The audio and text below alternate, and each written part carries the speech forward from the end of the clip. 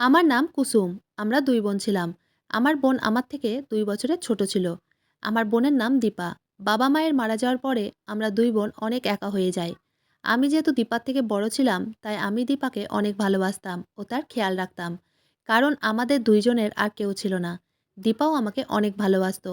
আমার যখন বিয়ে ঠিক হয়, তখন দীপাকে বলেছিলাম তাকেও আমার শ্বশুরবাড়ি নিয়ে চলে যাব। কারণ আমি জানতাম আমাকে ছাড়া দীপা এই বাড়িতে একা থাকতে পারবে না। কারণ যাদের মাথার ছাদ থাকে না, তাদের সেই বাড়িতে থাকতে খুব কষ্ট হয়। আমার ও দীপারও ঠিক সেই রকমই অবস্থা হয়েছিল। দীপাও বলেছিল সে আমাকে ছেড়ে একা থাকতে পারবে না এবং সে অন্য কোথাও বিয়েও করবে না। বাবা-মায়েরা যেমন তাদের বাচ্চাদের ভালোবাসে, ঠিক সেই রকম ভালোবাসা আমি দীপাকে দিয়েছিলাম। তাকে আমি কখনো একা ফিল করতে দিইনি। আমি প্রণব নামের একটা ছেলের সঙ্গে বিয়ে করেছিলাম। প্রণবকে আমি আগে থেকেই জানতাম। আমি প্রণবকে ভালোবাসতাম। প্রণবও আমাকে ভালোবাসতো। প্রণবের সঙ্গে বিয়ে করার আগে তাকে বলেছিলাম, আমার বোনও আমার সঙ্গে শ্বশুরবাড়িতে থাকবে এবং প্রণবের সঙ্গে এটা চুক্তি করেছিলাম, দীপা যদি বিয়ে করতে না চায় তাহলে সে সারা জীবন আমার বাড়িতেই থাকবে। প্রণব বলেছিল এতে তার কোনো আপত্তি নেই। প্রণব আমাকে অনেক ভালোবাসতো। প্রণবের সঙ্গে আমি কোর্ট ম্যারেজ করেছিলাম। প্রণবের বাবা-মা ছিল না। তার বাবা-মা অনেক আগেই মারা গেছিল। প্রণবের ছোট ভাই ছিল। সে বাইরে পড়াশোনা করত। প্রণব ভালো কোম্পানিতে জব করত। প্রণব অনেক কষ্ট করে আজ এই জায়গায় পৌঁছাতে পেরেছে। সে অনেক কষ্ট করেছে বলেই আজ এত ভালো কোম্পানিতে জব করে।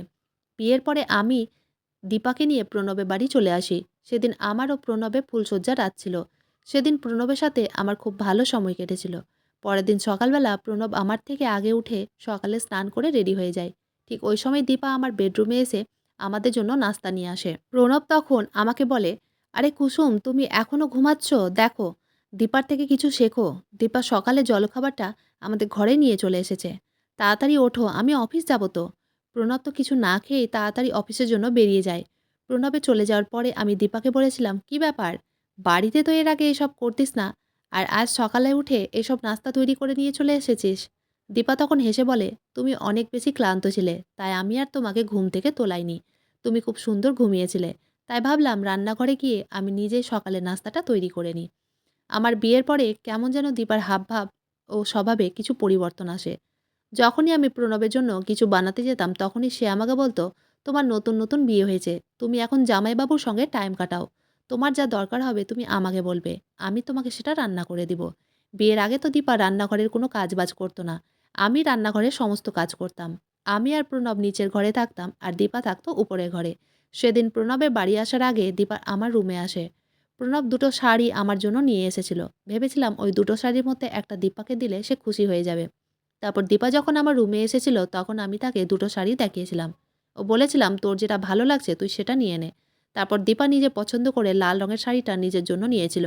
ও নীল রঙের শাড়িটা আমার জন্য রেখেছিল এবং বলেছিল, দিদি, এই নীল রঙের শাড়িটা তোমাকে বেশি মানাবে। তারপর সে আমাকে বলে, আমি তোমার জন্য ১ গ্লাস দুধ আনছি। আমি তখন দীপাকে বলি, আরে তোর কি হয়েছে? তোকে আমার জন্য এসব করতে হবে না। আমি নিজে থেকে রান্নাঘরে গিয়ে নিয়ে নেব। দীপা তখন আমাকে বলে, তোমার নতুন নতুন বিয়ে হয়েছে, এখন তোমাকে দেখে অনেক ক্লান্ত মনে হচ্ছে, তাই আমি নিজে হাতে তোমার জন্য দুধ এনে দেব।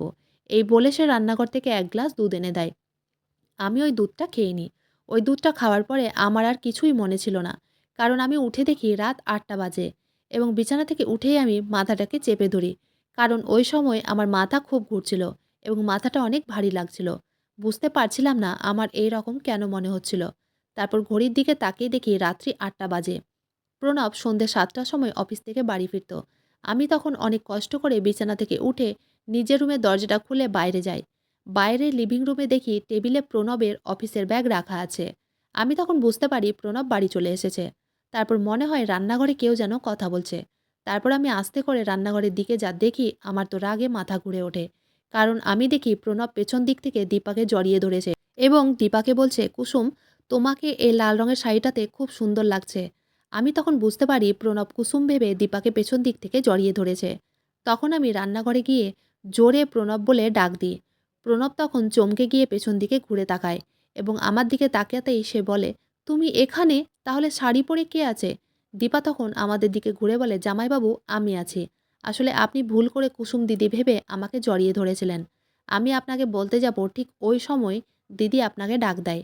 প্রণবের মুখ চোখ ভয়ে লাল হয়ে যায় এবং সে তাড়াতাড়ি আমার দিকে এসে আমার হাত ধরে বলে, বিশ্বাস করো, আমি ইচ্ছা করে এসব কিছু করিনি। ভেবেছিলাম আমি তোমাকে যে শাড়িটা গিফট করেছি তুমি ওই শাড়িটা পরে রান্নাঘরে রান্না করছো। আমি যখন পেছন দিক থেকে দেখেছিলাম তখন ভেবেছিলাম তুমি দাঁড়িয়ে আছো। তাই আমি তোমাকে ভেবে জড়িয়ে ধরেছিলাম। কিন্তু আমি জানতাম না ওটা দীপা দাঁড়িয়েছিল। আর এই শাড়িটা তো আমি তোমাকে গিফট করেছিলাম। তাহলে দীপা কেন পড়েছে? দীপা তখন বলে এই শাড়িটা দিদি আমাকে গিফট করেছে। দিদির কাছে এরকম দুটো শাড়ি ছিল। তাই দীপা তখন তাড়াতাড়ি এসে আমাকে বলে দিদি তুমি কিছু ভুল ভেবো না। আমি জামাইবাবুকে বলতেই যাব ওই সময় তুমি রান্নাঘরে এসেছিলে। দীপা ও প্রণব আমাকে দেখে এত বেশি ভয় পেয়েছিল যে তাদের চোখ মুখ লাল হয়ে গেছিল। আমি তখন হেসে দীপা ও প্রণবকে বলেছিলাম আরে তাতে কি হয়েছে, এত বেশি ভয় পাওয়ার কি আছে? মানুষের এগুলো ছোটোখাটো ভুলভ্রান্তি হয়ে থাকে, এটা কোনো বড় ব্যাপার না। তাই এবার চলো আমরা তিনজন মিলে রাতের ডিনারটা করে নিই। তারপরে আমরা তিনজন মিলে একটা ভালো সিনেমা দেখব এবং খুব মজা করব। তারপর সেদিন রাতে খাওয়া দাওয়া করে আমরা তিনজন মুভি দেখে রাত ১টার সময় ঘুমোই। পরের দিন সকালবেলা আবার দেখি দীপা আমার থেকে আগে উঠে প্রণবের জন্য টিফিন তৈরি করে দিয়েছে এবং সকালের নাস্তাও রেডি করে দিয়েছে। যখন আমি আর দীপা আমাদের বাড়িতে থাকতাম তখন সে রান্নাঘরের কোনো কাজ করতো না। কিন্তু আমার শ্বশুরবাড়িতে আসার পর থেকে রান্নাঘরের সমস্ত কাজ দীপাই করতো। এদিকে প্রণবের বাড়ি আসার আগে প্রত্যেকদিন দীপা আমাকে ১ গ্লাস করে দুধ খেতে দিত। আমি খুব খুশি খুশি ওই দুধটা খেয়ে নিতাম। দুধটা খাওয়ার পরে আমার তো কিছুই মনে থাকতো না এবং দুধটা খাওয়ার ৪-৫ ঘন্টা পরে, কোনো দিন বা ২-৩ ঘন্টা পরে আমার ঘুম ভাঙতো। এইভাবে ৫-৭ দিন চলার পরে আমি বুঝতে পারি কিছু তো একটা গন্ডগোল আছে, যার জন্য আমি প্রত্যেকদিন সন্ধ্যাবেলাতে দুধ খাওয়ার পরে ঘুমিয়ে পড়ি। সেদিন যখন সন্ধ্যাবেলায় আমি নিজের আলমারিটা খুলে শাড়িগুলো গোছগাছ করে রাখছিলাম, তখন দেখি প্রণবের দেওয়া আরও ২টো শাড়ি আলমারির মধ্যে নেই। আমি তখন আমার রুমে খুঁজতে শুরু করি, কিন্তু আমি শাড়িটা কোথাও খুঁজে পাইনি। সেদিন যখন দীপা সন্ধ্যাবেলায় আমার রুমে আসে এবং আমার জন্য ১ গ্লাস দুধ নিয়ে আসে, তখন সে আমার মাথায় হাত বুলিয়ে অনেক মিষ্টি মিষ্টি কথা বলে এবং আমি তার কথায় গলে যাই এবং সে নিজের হাতে আমাকে দুধটা খাইয়ে দেয়।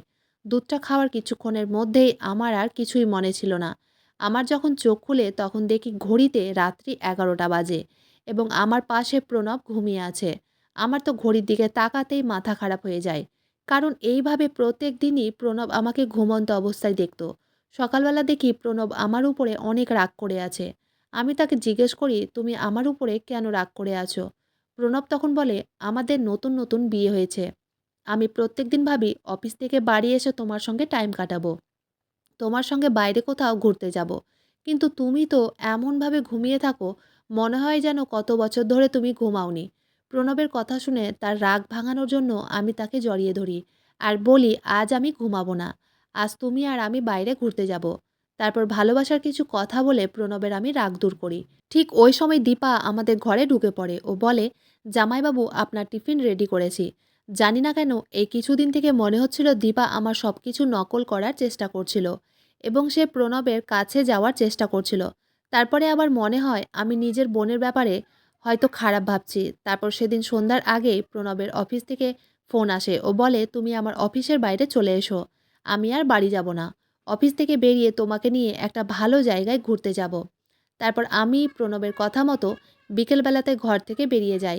ওই সময় দীপা ঘুমোচ্ছিল, তাই আমি আর তাকে বিরক্ত করিনি। তারপর আমি বাইরে গিয়ে কিছুক্ষণ পরে দীপাকে ফোন করে বলে দিই আমি তার জামাইবাবুর সঙ্গে ঘুরতে বেরিয়েছি। দীপা তখন বলে, "তুমি আমাকে না নিয়েই চলে গেলে?" আমি তখন দীপাকে বলেছিলাম, "তুই ঘুমোচ্ছিলিস, ওই জন্য তোকে আর বিরক্ত করিনি। নেক্সট টাইম তোর সঙ্গে ঘুরতে যাব।" আমাদের বিয়ের প্রায় ১ মাস পরে আমার দেওর বাড়ি আসে। সে আমাদের বিয়েতে আসতে পারেনি, কারণ তার পরীক্ষা চলছিল। আমার দেওর আমার সঙ্গে খুব গল্প করত এবং তার কিছুদিন থাকার পরে আমার মনে হয়েছিল সে হয়তো আমার বোনকে মনে মনে পছন্দ করতে লেগেছে। কারণ সে যখন আমার কাছে বসতো তখন সে শুধু দীপার ব্যাপারেই জিজ্ঞেস করত। আমি বুঝতে পেরেছিলাম আমার দেওর দীপাকে পছন্দ করতে লেগেছে। একদিন আমি দেওরকে জিজ্ঞেস করেছিলাম, "তুমি কি দীপাকে পছন্দ করো?" তখন সে লজ্জা পেয়ে বলেছিল, "বৌদি, তুমি যদি কিছু খারাপ মনে না করো তাহলে আমি তোমাকে একটা সত্যি কথা বলবো।" আমি তখন দেওরকে বলেছিলাম, "তুমি একদম ভয় পেও না। তোমার মনের যা কথা আছে আমাকে বলতে পারো। আমি তোমার সাহায্য করে দিতে পারি।" তখন দেওর বলেছিল, "আমি দীপাকে পছন্দ করি, কিন্তু তাকে বলার সাহস পাচ্ছি না।" আমি তখন দেওরকে বলেছিলাম, "কোনো ব্যাপার না, আমি দীপাকে বলে দেখব। এমনিতেও দীপা খুব লাজুক স্বভাবের মেয়ে। ও ও যদি তোমাকে মনে মনে পছন্দও করে তাহলেও তোমাকে কোনো দিনই বলবে না। তাই এই ব্যাপারে তোমাকেই আগে বলতে হবে। আমার পারমিশন পেয়ে আমার দেওর দীপাকে একদিন সাহস করে গোলাপ ফুল দিতে গেছিল। তখন দীপা অনেক রেগে গোলাপ ফুলটা হাত থেকে ছুঁড়ে ফেলে দিয়েছিল। ও দেওরকে বলেছিল, তোমার সাহস তো কম না, তুমি আমাকে গোলাপ ফুল দিতে এসেছো। আমি যখন প্রণব জামাইবাবুকে তোমার ব্যাপারে বলবো, তাহলে তুমি ভাবতেও পারবে না জামাইবাবু তোমার কি অবস্থা করবে।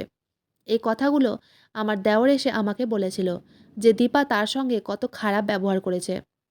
অথচ আমার দেওর দেখতে অনেক সুন্দর ও হ্যান্ডসাম ছিল। তা সত্ত্বেও দীপা আমার দেওরকে পছন্দ করেনি। আসলে আমি ভেবেছিলাম আমার দেওর যদি দীপাকে বিয়ে করে তাহলে চিরকালের মতো এই বাড়িতে আমার বোন থেকে যাবে। তাহলে আমার বোন আমার চোখের সামনেই থাকবে এবং আমাকে তার জন্য চিন্তা ভাবনা করতে হবে না। কিন্তু দীপার মনে কী ছিল আমি সেটা প্রথমে বুঝতে পারিনি। আমি তো কল্পনাও করতে পারিনি আমার নিজের বোন আমার পিঠের মধ্যে ছুরি চালিয়ে দেবে। দীপা তো আমার নিজের বোন ছিল, তাই আমি তাকে চোখ বন্ধ করে বিশ্বাস করেছিলাম। একদিন আমি হঠাৎ করে দেখি আমার দেওর লুকিয়ে লুকিয়ে দরজার ফাঁক দিয়ে দীপাকে দেখছে। সেদিন দেওরকে বলেছিলাম, তোমাকে আমার বোনকে রাজি করার জন্য পারমিশন দিয়েছি, তার মানে এই নয় তুমি আমার বোনকে লুকিয়ে লুকিয়ে দেখবে। আমার দেওর তখন বলে, বৌদি তুমি আমাকে ভুল ভাবছো। আমার তো মনে হয় দীপা প্রণব দাদার উপরেই নজর দিয়ে বসে আছে। কারণ আমি কাল রাতে দাদাকে দীপার ঘর থেকে বের হতে দেখেছিলাম।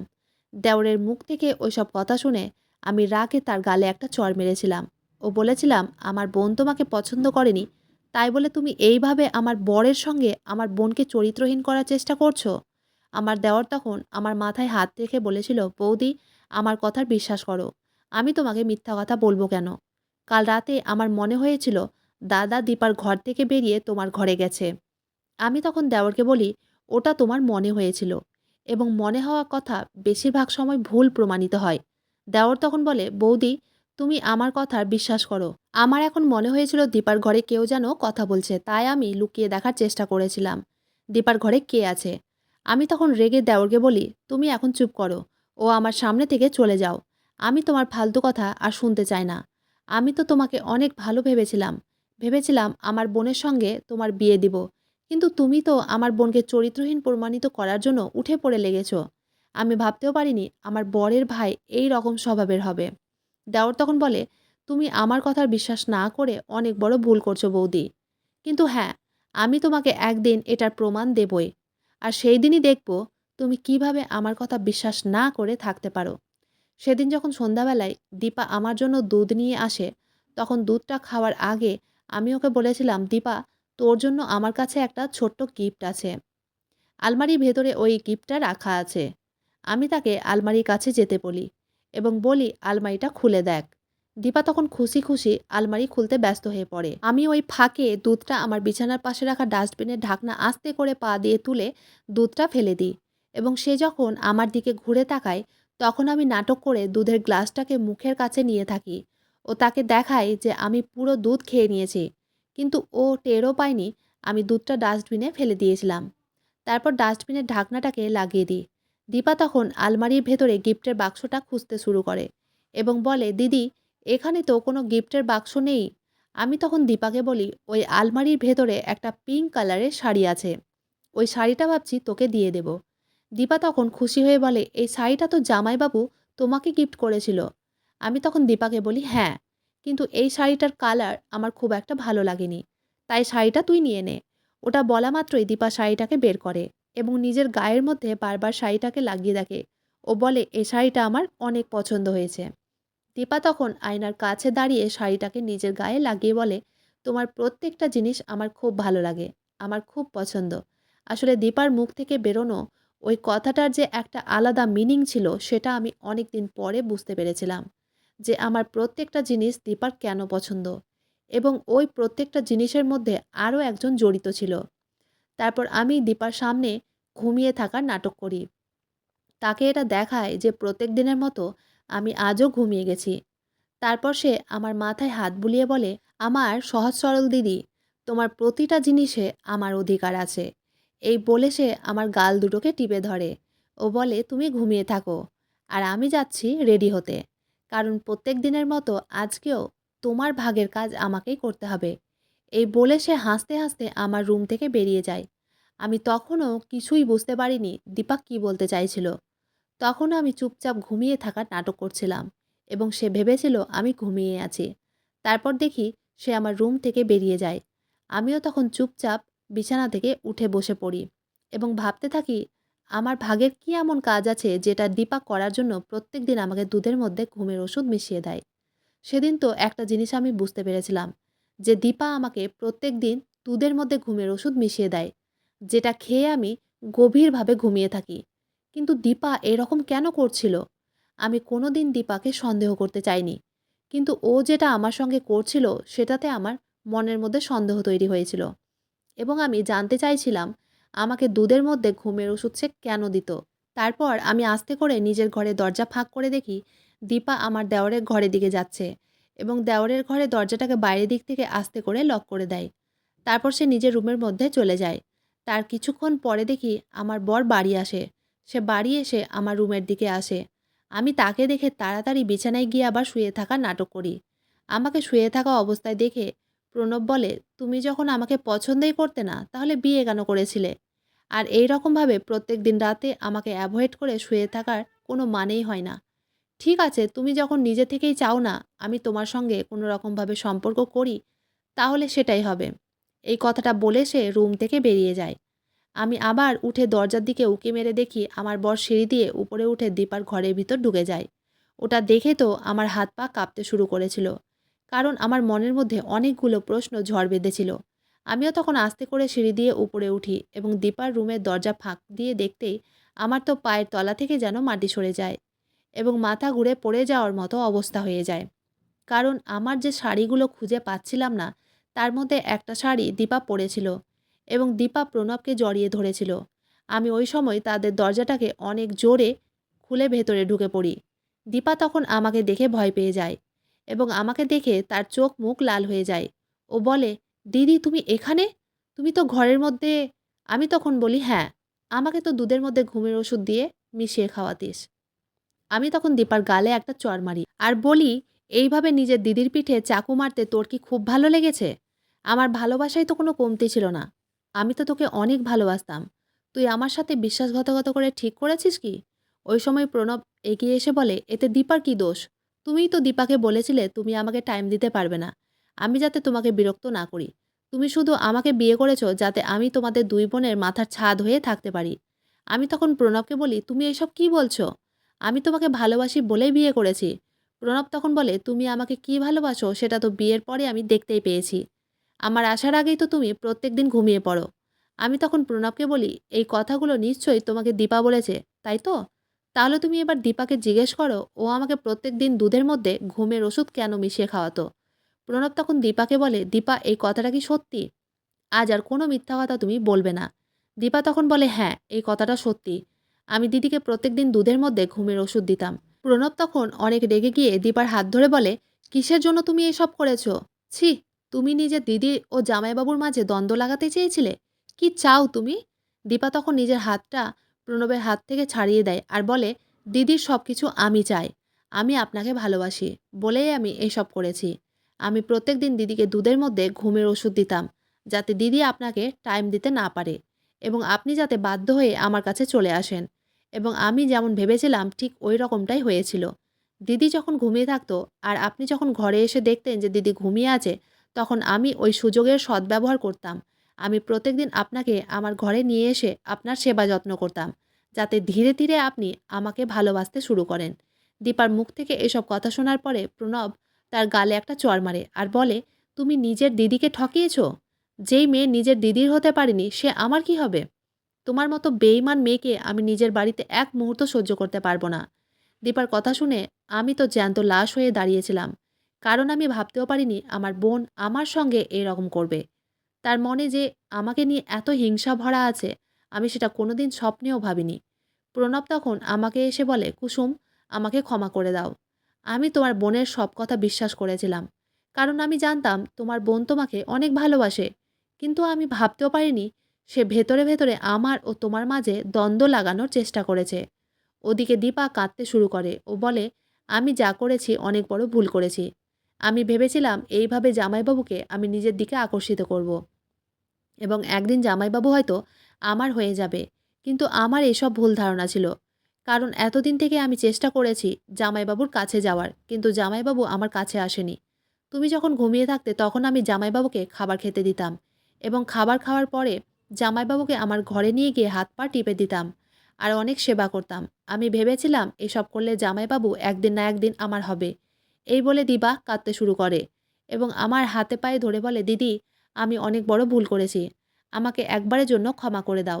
আমাকে একবার সুযোগ দাও। আমি নিজের ভুলটা শোধরাতে চাই। আমি তখন দীপাকে জড়িয়ে ধরি আর বলি, তুই নিজের ভুল বুঝতে পেরেছিস, এটাই অনেক বড় কথা। তাই আমি তোকে একবার সুযোগ দিতে চাই। প্রণব তখন আমাকে বলে, তুমি আবার তোমার বোনকে বিশ্বাস করছো? আমি তখন প্রণবকে বলি, আমার বোন তো একটা সুযোগ চেয়েছে, আমি তাকে একটা সুযোগ দিব, কিন্তু সেই সুযোগটা একটা শর্ততে দিব। প্রণব ও দীপা তখন আমার দিকে তাকিয়ে বলে, কি শর্ত? আমি তখন বলি, আমার বোনের বিয়ে তোমার ভাইয়ের সঙ্গে দিয়ে দিব। তাহলে তো দীপা এই বাড়িতেই থাকতে পারবে এবং তোমার ভাই দীপাকে অনেক ভালোবাসে। তাই আমি চাই দীপার খুব তাড়াতাড়ি তোমার ভাইয়ের সঙ্গে যাতে বিয়েটা হয়। এই বিয়েতে প্রণবের কোনো আপত্তি ছিল না। দীপা তখন আমার কাছে এসে বলে, তুমি আমাকে যেটা করতে বলবে আমি সেটাই করব। আমি এই বিয়েটা করতে রাজি আছি। ওদিকে আমি প্রণবের ভাই বিপ্লবকে অনেক খারাপ ভেবেছিলাম এবং তাকে অনেক কথাও শুনিয়েছিলাম। পরে আমি তার কাছে ক্ষমা চাই ও বলি, আমি তাকে ভুল ভেবেছিলাম। তারপরে বিপ্লবকে আমি ও প্রণব সব সত্যি কথা বলেছিলাম। ভেবেছিলাম বিপ্লব হয়তো এবার আমার বোনকে আর বিয়ে করতে রাজি হবে না। কিন্তু সে যেহেতু দীপাকে ভালোবাসতো তাই সে দীপাকে বিয়ে করতে রাজি ছিল। তারপর দীপা ও বিপ্লবের বিয়ে হয়। এখন আমরা চারজন একই বাড়িতে থাকি। আমরা সবাই খুব ভালো আছি। দীপা ও বিপ্লবকে খুব ভালোবাসে। আমি এখন প্রেগনেন্ট আছি। কিছুদিন পরে আমাদের বাড়িতে একটা বাচ্চা আসবে এবং দীপাও খুব খুশি আছে, কারণ সে মাসি হতে চলেছে। বন্ধুরা, আজকের গল্পটা এখানেই শেষ করছি। গল্পতে কোনো ভুল ত্রুটি থাকলে ক্ষমা করে দেবেন। গল্পটি ভালো লাগলে অবশ্যই লাইক, শেয়ার, সাবস্ক্রাইব করতে ভুলে